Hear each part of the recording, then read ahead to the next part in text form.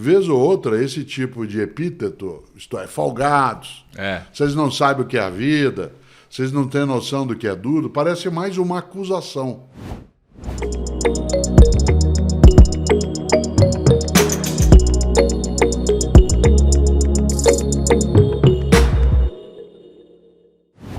Seria a minha geração mais fraca que a sua? Porque vocês criaram tempos fáceis? E aí a gente pode falar de Brasil, de como quando eu cheguei com 30 anos em 2013, a economia, o Brasil vivia um momento que a gente estava numa abertura, com muita oportunidade, muito grande também, o emprego era mais abundante, as portas se abriram de certa forma também na revolução digital, mas não só isso, nós tínhamos oportunidades, sei lá, de Copa do Mundo, de Olimpíada, e várias coisas aconteceram que foram uma sequência também de benefícios econômicos, que foram bons tempos gerados por homens fortes, que talvez trouxe a minha geração homens fracos, e hoje nós vivemos tempos difíceis porque a minha geração ficou adulta num tempo fácil, é isso? Você sabe que há algo muito forte. Momentos difíceis, como por exemplo uma pandemia, exigem soluções um pouco mais urgentes e ao mesmo tempo um fortalecimento das capacidades. A ideia clássica de que a ideia de crise ela gera também oportunidade, ela é verdadeira. Afinal de contas, quando você tem uma agudização e, portanto, uma dificultação das condições de vida, você tem que ter mais energia. Dizendo o óbvio, nadar contra a corrente exige um esforço maior do que a favor dela, né? A grande diferença para mim, Pedro, é que eu sou filho, todos os que nascemos nos anos 1950, de adultos que nasceram ou cresceram ou se casaram durante um momento dificílimo na história que foi a Segunda Guerra Mundial. Por exemplo, meu pai Antônio e minha mãe Emília, eles nasceram nos anos 1920. Pegando um exemplo concreto, minha mãe Emília nasceu em 1929. Ela nasceu no ano da crise, da quebra da Bolsa de Nova York. Meu avô espanhol, pai dela, era comerciante. Espanhol que era, veio para a Argentina com a minha avó Maria. Se conheceram na Argentina, eles vieram da mesma cidade, chamada Zamora, na Espanha, mas não se conheceram na Espanha, se conheceram na Argentina. E em 1929, quando minha mãe nasce, pense nessa sequência, né, para você entender o que significa isso que você levantou. Ela nasce em 1929, no ano do craque da Bolsa, em que a família passa a ter uma penúria para poder sobreviver. Ela nasceu 10 anos após o final da Primeira Guerra Mundial, em que milhões de pessoas tinham morrido, e nasceu 11 anos depois da gripe espanhola, uma epidemia que matou 18 milhões de pessoas e que, de um lado, retirou população por meio da morte. A guerra desestabilizou a estrutura, recompôs o cenário econômico mundial e levou algumas regiões do planeta, entre elas a América, né, a ter um crescimento maior.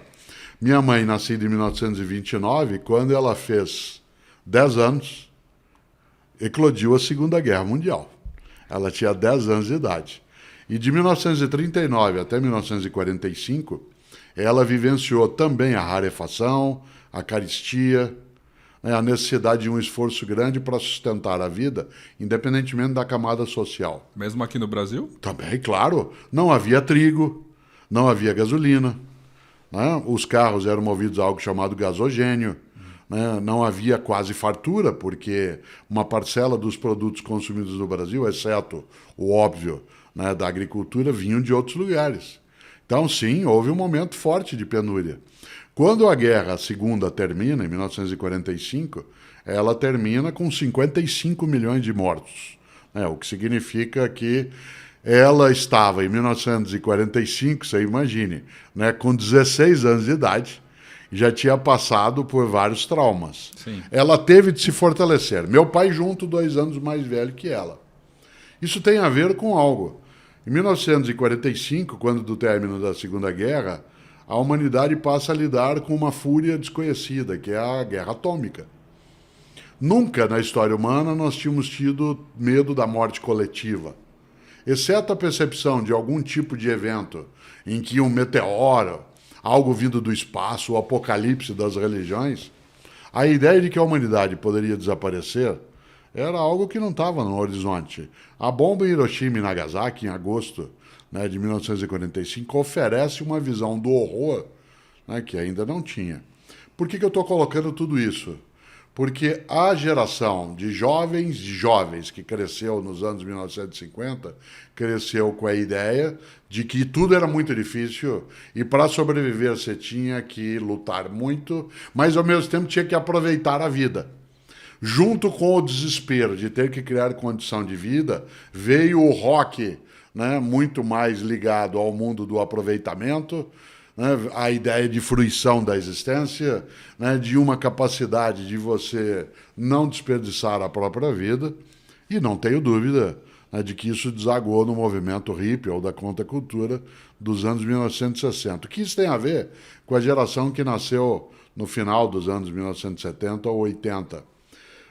Os meus pais nos ensinaram, a mim e a meus irmãos, a uma vida mais regrada, mais dificultada e a lidar com ela. A minha geração aproveitou o impulso econômico vindo no Ocidente para fazer faculdade, para criar a ideia de uma carreira com maior circulação de dinheiro numa sociedade mais industrializada e menos agrária. E esta geração, que é a minha, criou condições mais facilitadoras para poder ter bens materiais. Isto é, a geração dos meus pais saiu da penúria, a minha geração aproveitou o movimento, o impulso, e a tua geração fruiu uma parte dessa benesse. Eu não entendo que a tua geração é uma geração mais fraquejada, mas ela teve sim uma facilitação maior em relação a algumas coisas. A gente teve pais que fizeram faculdade, né? Sim. Tem, inclusive, quando a pessoa fala, nossa, na faculdade do meu avô, daí você até se assusta. Como assim seu avô fez faculdade? Sim. Isso é raríssimo, Sim. né? A gente teve um caminho facilitado, ao mesmo tempo que eu fico na dúvida, porque os anos 80 foram muito conturbados também. Planos econômicos que começam, o fim da ditadura. Como era ter 30 anos nos anos 80? Então, eu tinha 30 anos, claro, nasci em 1954, portanto, em 1984 o Brasil estava esgotando um ciclo, né, de uma ditadura cívico-militar, que tinha, sim, um constrangimento imenso no campo da liberdade de expressão, da capacidade, né, de convivência, e que estava agoniado no campo da economia. A inflação, naquele momento, ela era desesperadora. Você encontrava produtos que tinham um preço de manhã, outro no período da tarde. Eu tenho lembrança de quando era criança, as compras no mercado Sim, eram larga do escala. mês, né? 3 carrinhos, assim, porque no dia seguinte as coisas dobravam de preço, né? Mas havia algo que era um propósito. Para quem tinha 30 anos em 1984, havia um propósito que era a reconstrução da liberdade, da democracia, no que se refere a gente de camada média, né, de parte da elite burguesa, como o meu caso. A ideia era essa e, ao mesmo tempo, trabalhar uma expansão daquilo que seriam as possibilidades de carreira das várias pessoas em vários lugares. Dificilmente nós quereríamos, como não quisemos nos anos 80, deixar o Brasil. Né? A ideia nos anos 60 era fazê-lo por necessidade. Nos anos 70, uma parte dos jovens que tinha algum tipo de envolvimento político-partidário ou organizacional teve de fazê-lo, mas não por decisão própria, isto é, uma questão de sobrevivência. A ideia de vamos embora nos anos 1980, para quem já tinha 30 anos, ela era estranha. Né? É aqui é o nosso lugar, no sentido de pertencimento afetivo. Aqui a gente constrói nossa família, nossas coisas. E a frase é assim: lutamos muito para ter liberdade. A tua geração, ao chegar, ela encontrou essa liberdade estruturada. Infelizmente, né, quando você beira os 40, essa ideia de novo ela ressurge. Isto é, a ameaça a uma convivência que seja mais pacífica, mais harmônica. Né? Portanto, naquele momento, os anos 80, 1980, eu estou num processo de decolagem. Né? Isto é, a carreira cresce, a possibilidade, né, de outras atividades.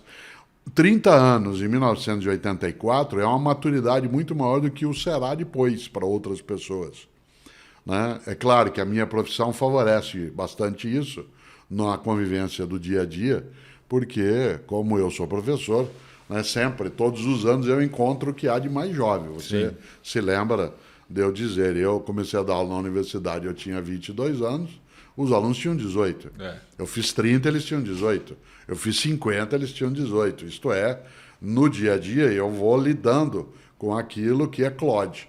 No entanto, identifico sim essa característica que você levanta e que eu tenho dificuldade, tal como você tem, de chamar de uma geração mais fraca. Eu acho que a facilitação, né, de algumas das condições de vida, elas acabaram entrando num circuito muito mais da física, de uma das leis de Newton, que é a lei da inércia, né, do que concretamente dentro da sociologia, né? Quando Newton sugere, e aí eu vou mudar a lei dele, né, só para poder deixar mais claro, mas sem alterá-la no todo, que todo corpo tende ao repouso, a menos que haja alguma força que o faça entrar em movimento, né? Evidentemente que eu quero sintetizar isso, eu sou caipira de Londrina, né, com quem um ditado que ajuda, que a gente diz assim, quem tem cavalo não anda a pé. Né? Quem tem cavalo não anda a pé. Então, eu queria até trazer isso para te perguntar. Vez ou outra, esse tipo de epíteto, isto é, folgados, vocês não sabem o que é a vida, vocês não têm noção do que é duro, parece mais uma acusação. Como se você, que veio depois, como na fábula do lobo e o cordeiro, né, mesmo tendo bebido a água depois, você fosse acusado de ter sujado a água que veio antes de você ter bebido.